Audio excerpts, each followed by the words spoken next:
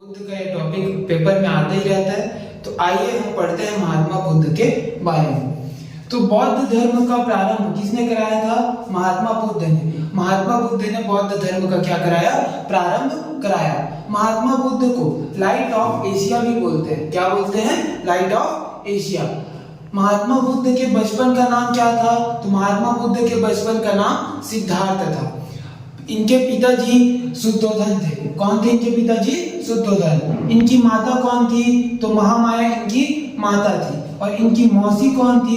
प्रजापति गौतमी। अब आपके मन में ये सवाल आ रहा होगा कि माता पिता तक तो ठीक था, पर मौसी का नाम क्यों आया? तो मौसी का नाम इसलिए आया क्योंकि महामाया जी ने जब गौतम बुद्ध को जन्म दिया, उसके एक सप्ताह बाद उनकी मृत्यु हो गई। और मृत्यु होने के पश्चात महात्मा बुद्ध का पालन पोषण प्रजापति गौतमी ने किया था, मतलब उनकी मौसी ने किया था। महात्मा बुद्ध का जन्म 563 ईसा पूर्व में हुआ था। कब हुआ था महात्मा बुद्ध का जन्म?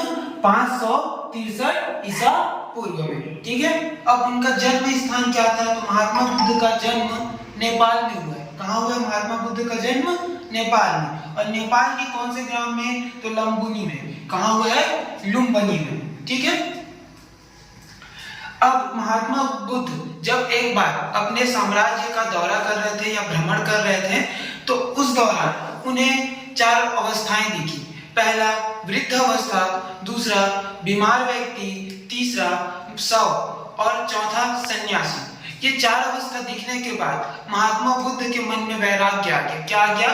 वैराग्य। और वैराग्य आने की वजह से वह ज्ञान प्राप्ति करने के लिए अपने घर को छोड़कर चले गए। जब वो अपने घर को छोड़कर गए, तब उनकी आयु मात्र 29 वर्ष की आयु थी। और 29 वर्ष की आयु में उन्होंने क्या कर दिया? गृह त्याग कर दिया। उन्होंने गृह त्याग ज्ञान प्राप्ति के लिए किया था।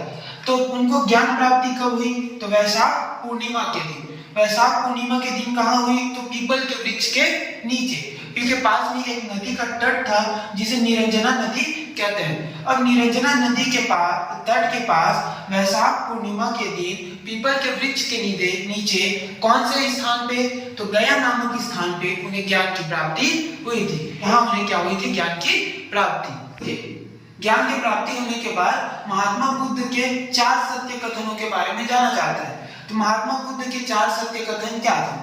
तो संसार दुखों से भरा है। संसार दुखों से भरा है। हर दुख का कोई ना कोई कारण है।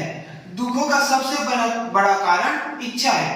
इच्छा पर नियंत्रण पाया जाता है। अब इसे आप समझ सकते हैं कि अगर कोई मनुष्य इच्छा करता है, वही उसके दुख का क्या बनता है? कारण बनता है। और दुख का कारण क्या होता है? इच्छा होती है। और इसी वजह से संसार में बहुत सारा दुख भरा हुआ है। अब इसे एग्जाम्पल के रूप में समझते हैं। आप ये सोचिए कि मान लो आपने सोचा कि हम कोई बिजनेस करेंगे और आपको बिजनेस में 1 लाख का क्या होने वाला है? हर महीने फायदा होने वाला है। आपको पूरे साल में 12 लाख रुपए का क्या होगा? फायदा होगा। ये सोचकर आपने बिजनेस स्टार्ट किया, तो ये आपकी क्या हुई? इच्छा हुई। पर हो सकता है आपका बिजनेस ना चले और आपको क्या हो जाए? लॉस हो जाए, घाटा हो जाए, जिससे आपकी इच्छा की पूर्ति नहीं हुई। और जब आपकी इच्छा की पूर्ति नहीं हुई, तो आपके अंदर क्या आ जाएगा? दुख आ जाएगा। और इसी तरीके से बहुत से लोगों की इच्छा की पूर्ति नहीं होती और इसी वजह से संसार दुखों से भरा हुआ है। तो आपने इस एग्जांपल से समझ गए होंगे कि कैसे इच्छा जो है दुखों का कारण है। तो इच्छा मत करो। अब देखते हैं बौद्ध धर्म के 3 रत्न। बौद्ध धर्म ने 3 रत्न दिए हैं, जिसमें से पहला है बुद्ध, दूसरा है धम्म और तीसरा है संघ। इसके अलावा महात्मा बुद्ध के 2 प्रिय शिष्य थे। एक शिष्य थी और एक शिष्या थी।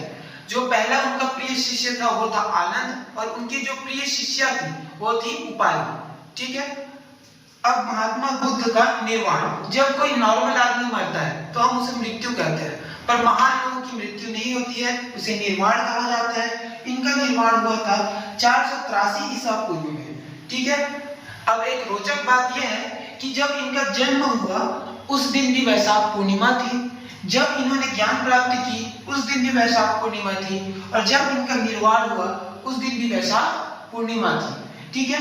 तो तीनों दिन वैशाख पूर्णिमा होने के कारण पूर्णिमा को बौद्ध पूर्णिमा भी कहते हैं। वैशाख पूर्णिमा को कौन सा पूर्णिमा? बुद्ध पूर्णिमा भी कहते हैं। ठीक, तो महात्मा बुद्ध एक छोटा सा टॉपिक नहीं है, बहुत बड़ा टॉपिक है, पर मैंने कुछ जरूरी बातें आपको इस वीडियो के माध्यम से बता दी है। उम्मीद करता हूँ आपको ये वीडियो पसंद आई होगी। Thank you.